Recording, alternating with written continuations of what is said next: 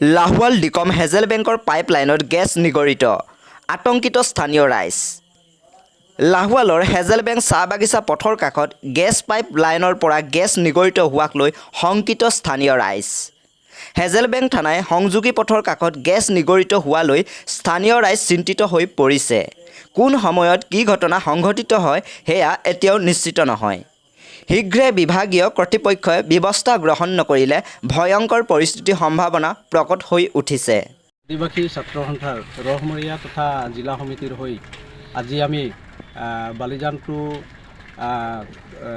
Balijan two Mohanbari অভিমুখে গতি কৰা ৰাস্তাত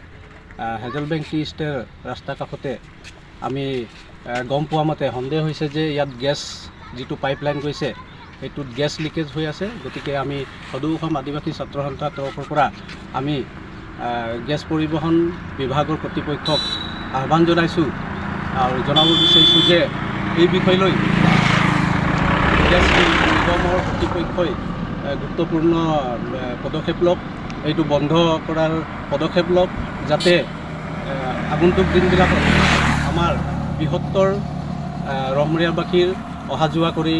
থকা একমাত্ৰ এইটো ৰাস্তা গতিকে কাইলৈ কাৰোবাৰ আপদ বিপদ নহওক সেইটোৰ কাৰণে আমি আদিবাসী ছাত্ৰ সন্থাৰ তৰফৰ পৰা দাবী জনাইছোঁ